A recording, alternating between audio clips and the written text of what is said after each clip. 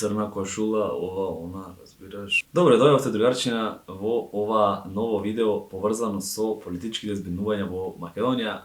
Јас сум Вика Кароцки, вашиот водител, хост, а вие дали сте ми добри, дали убаво се наспавте, дали вечерта убаво си поминавте, кои три проблематики ќе се соочи партијата Левица или партијата која ќе направи зелена промена во владата наша. Некои во коментарите ми пишаа зошто политика, зошто демек не морат политика, едно друго. Целиот наш живот што го живееме во Македонија е базиран врз основа на таа проклета политика.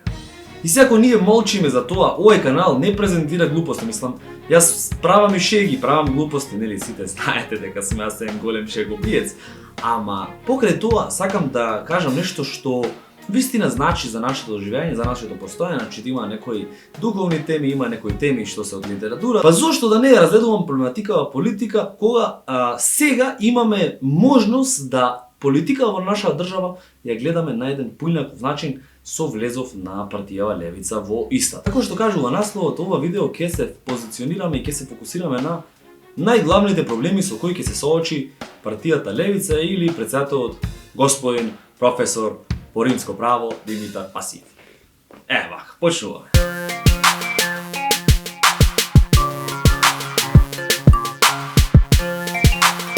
Сите знаеме, ако пратиме малце странски, тоест амерички вести, амерички емисии, знаеме таму колку е битно таа политичка коректност и колку луѓето таму се удират со главите од зид заради таа ебана политичка коректност. Разбираш? Што значи политичка коректност? Политичка коректност значи да све се кажува точно, коректно, за да никој не биде навред. Видеото што го видите сега за некои 10 секунди ќе ви каже смешноста на таа проблематика. Значи, колку е тоа село смешно. Узурпаторот Николче Димитров, кој не знаеме дали е министер или е пратеник, тогаш се ви станува јасно. Преспанскиот договор, колку за позволување. Имињата се имиња и презиме. Добро, Никола Димитров, подписано. Прво не е колегијално и не е... Шиак ти рече, маре Николче, не ти ја зеде топката, маре ти ја фати женската загаш, маре шиак ти рече Николче. Таа политичка коректност може би сега не ја гледаме дотолку како некоја проблематика, но во иднина може да биде проблематика, бидејќи го знаеме пристапот и изразот на господинот Пасиев Димитар и неговите опасни изјави, неговите изјави без влакна на јазикот. Океј.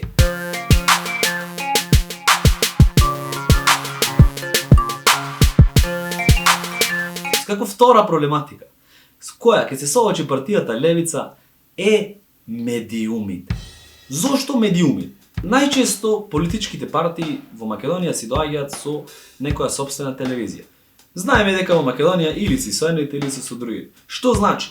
Изјавите од партијата Левица ќе бидат деформирани и стајани од контекст многу често и на граѓаните ќе му се презентира она простачко, она шител став, разбираш, кој, како се викаше овој латас. Разбираш, тој кога ги гледаше на телевизија, во истиот момент и ми се сереше, ми се киваше, ми се повраќаше, очо не може да услушам како е тој набива целата приказка, што врска нема. Од друга страна, медиумите нема доволно да ги покријат сите излагања на партијата Левица, а и оние што ќе ги покријат, ќе ги стават од контекст. Многу веројатно како што силата на Левица станува се поголема и тој проблем ќе се јавува се повеќе и повеќе.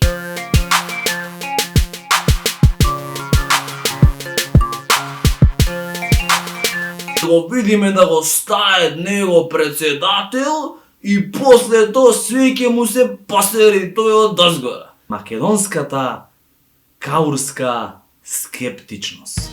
Луѓе што малце се заинтересирале околу работава од господинот Димитар Пасиев и целата левичка структура, се јавува таа македонска скептичизам.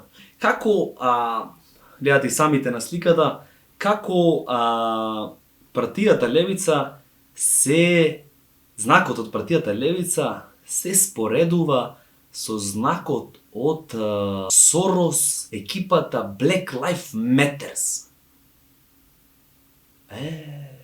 Тој таков скептицизам нас ни го предаде Гоце Делчев, го тепа Сандрета, и го тепа Христо Узунов и цела негова чета е баш тој скептицизам, дами и господа.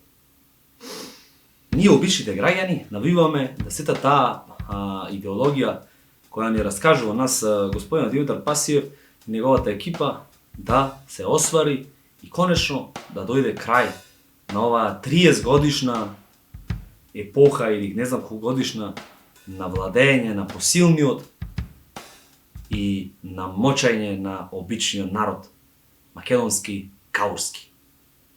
Тудуду. Фала ти, председателе, што ме додаде на Facebook, ја ќе те адна на Инстаграм, ако не следи да никој ќе те адна за тебе. Нема врска.